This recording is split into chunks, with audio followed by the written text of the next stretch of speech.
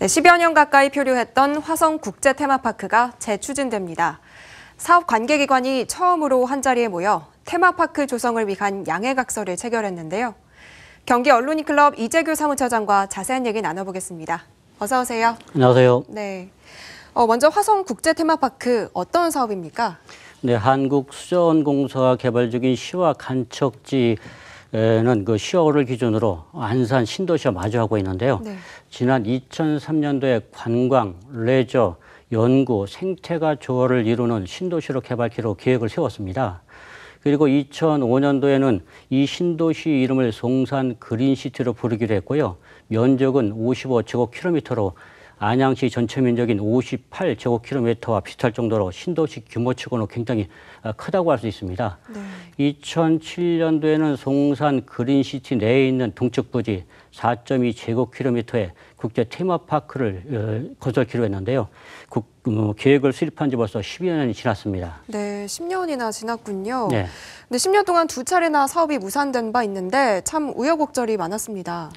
네, 2007년도에 경기도와 화성시, 한국수자원공사, 포스코 건설 등 그 9개사로 구성된 컨소시엄이 업무 협약을 하고 국제 테마파크 사업을 시작했습니다. 네.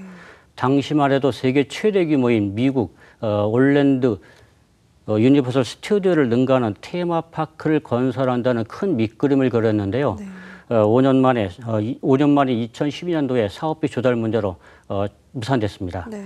이후 박근혜 정부 때인 2015년 대선 공약으로 선정됐고요. 화성이 지역구인 서초원 국회의원이 대표 발의한 법안이 국회를 통과하면서 순항을 하는 듯 했습니다. 그런데 이번에는 한국수자원공사가 2007년 우선 협상 대상자인 유니버설 스튜디오 코리아 컨소시엄과 기한 연장을 하지 않으면서 또다시 무산됐습니다. 네, 이렇게 벼랑 끝까지 몰렸던 화성 국제 테마파크가 문재인 정부의 공약으로 지난 2018년 기사 회생을 했고요. 지난 2월 28일이었습니다. 우선 협상 대상자로 신세계 프로퍼티 컨소시엄이 선정되면서 새로운 국면을 맞게 된 겁니다. 네.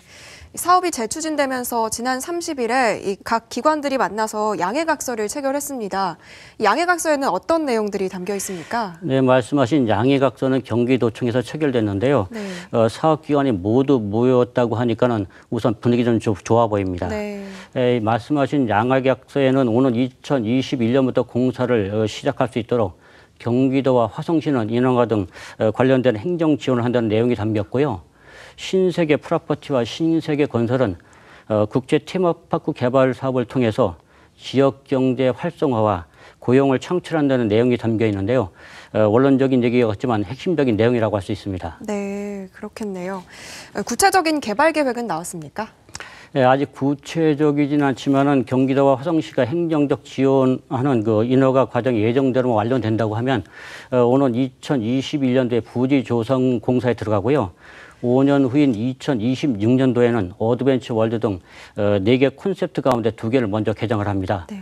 이후에 10년 후인 2031년도에는 테마파크 전체를 개장한다는 계획입니다. 네. 장기적인 계획들을 갖고 있는데 화성 국제 테마파크 조성이 지역에 미칠 경제적 영향은 어느 정도로 예상하고 있습니까?